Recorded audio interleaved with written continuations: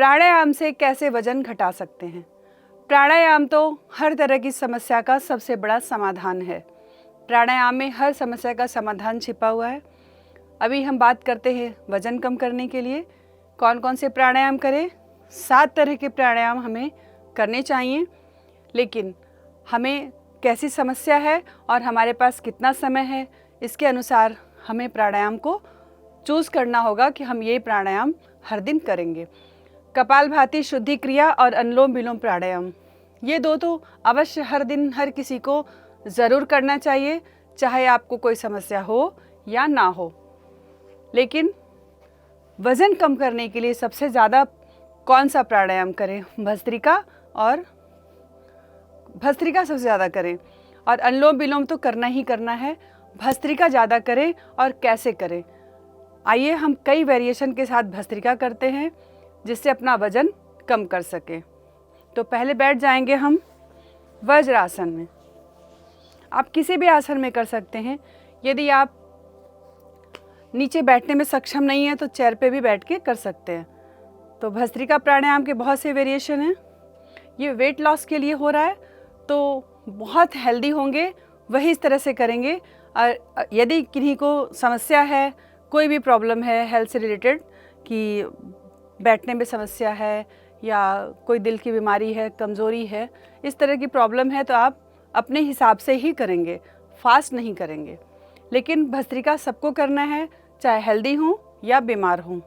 बीमार या कमज़ोर लोग कैसे करेंगे? श्वास भरेंगे, श्वास छोड़ेंगे, श्वास भरना है, श्वास छोड़ना है। पूरे चेस्ट को फुलाएंगे, पूरे फेफड़ों में हवा भरेंगे और धीरे धीरे श्वास बाहर निकालेंगे। बहुत स्लो और बहुत लंबा, धीरे धीरे श्वास भरना है और धीरे धीरे बाहर। इनहेल, धीरे धीरे श्वास भरे, धीरे धीरे छोड़े। ये सभी लोग कर सकते हैं। जो थोड़े से कमज़ोर हैं, जो थोड़े हेल्दी से थोड़ी सी उन्हें कोई समस्या है, दिक्कत है, या उनकी प्रैक्टिस नहीं है, अभ्यास करने की आदत नहीं है, तो वो थोड़ा सा फास्ट कर सकते हैं।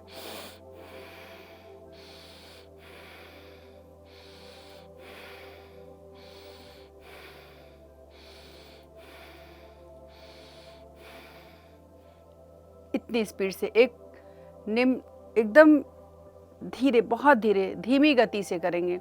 दूसरे मध्यम गति से, ये मध्यम, और तीसरा उत्तम गति, मतलब बहुत फास्ट कौन करेंगे? जो बिल्कुल हेल्दी और स्वस्थ है और सिर्फ वजन कम करना चाहते हैं।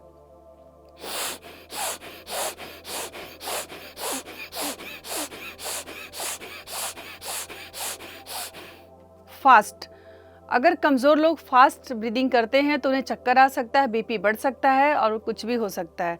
तो ऐसे लोग फास्ट बिल्कुल भी नहीं करेंगे। और फास्ट कैसे कर सकते हैं?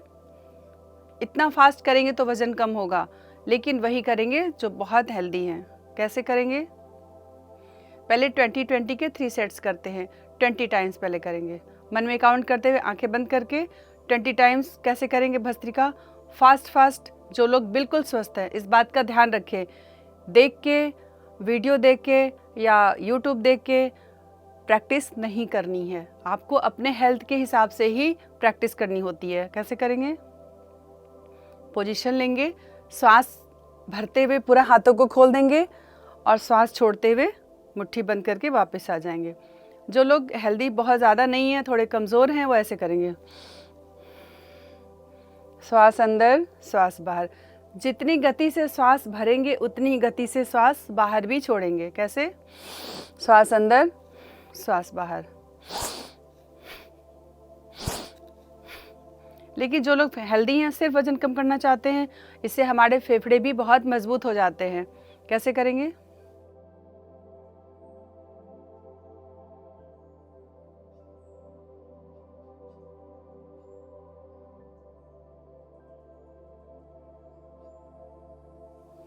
इसके बाद श्वास भरेंगे, राइट को बंद करके लेफ्ट से एक्सेल कर देंगे। एक और बार सांस भरेंगे, बंद करके लेफ्ट से, एक और बार भरें, लेफ्ट से बाहर। तो जो शरीर में गर्मी पैदा हो गई है बहुत ज़्यादा फास्ट करने से, वो रिलीज़ हो जाती है लेफ्ट से यदि हम एक्सेल कर देते हैं। उसके बाद नेक्स्ट 20-20 के 3 सेट्स इसे करेंगे। उसके बाद कैसे करेंगे, दोनों एल्बोज़ को आपस में ऐसे मिला लें और श्वास अंदर भरते हुए दोनों हाथों को खोलेंगे, चेस्ट को एक्सपेंड करेंगे। Inhale, Excel.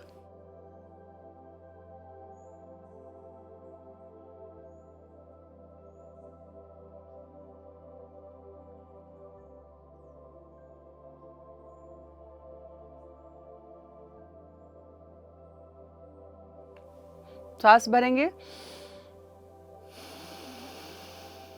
लेफ्ट से बाहर भरेंगे, लेफ्ट से एक्सेल। सेकंड, थर्ड, श्वास अंदर भरते हुए दोनों हाथ ऊपर, श्वास बाहर छोड़ते हुए दोनों हाथ नीचे पीछे की ओर।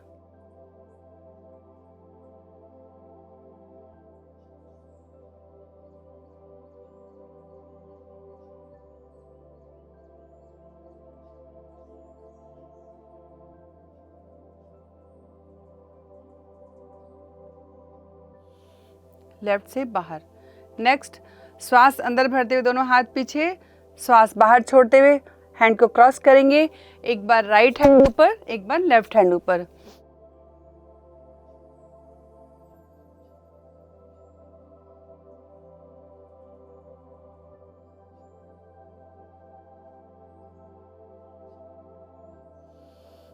तो इस तरह से इतने वेरिएशंस के साथ कपालभाति फास्ट हर प्रैक्टिस को 3 सेट्स में 10 टाइम्स या 20 टाइम्स करेंगे।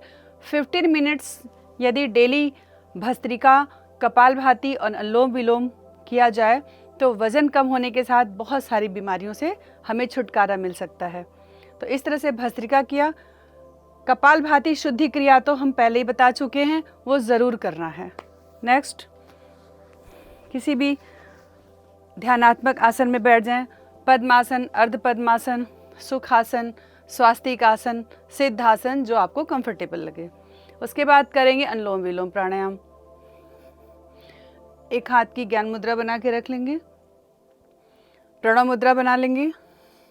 लेफ्ट से इनहेल, राइट से एक्सहेल, अगेन राइट से इनहेल, लेफ्ट से एक्सहेल। यह एक चक्र पूरा हुआ। इसी तरह से 10 से 15 चक्र पूरा करेंगे।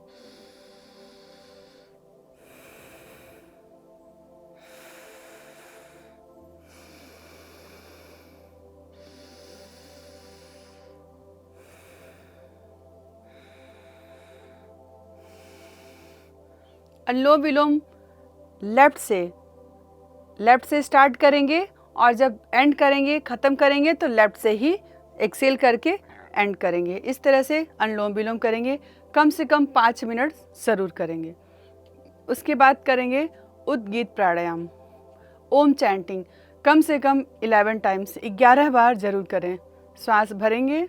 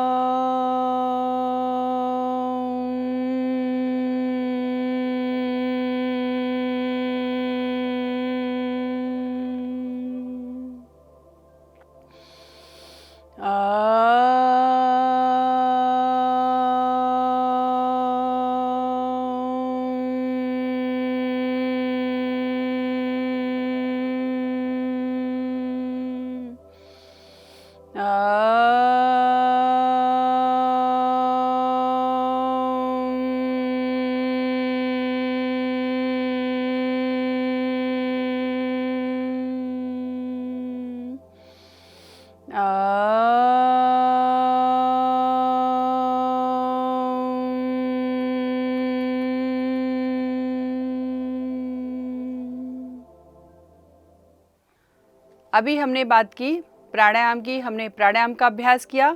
अब बारी है आहार की, डाइट की। कौन सी डाइट खाएं, कैसा फूड खाएं और कौन सी मुद्रा करें जिससे हमारा वजन संतुलित रहे। आहार के साथ उपवास भी बहुत आवश्यक है।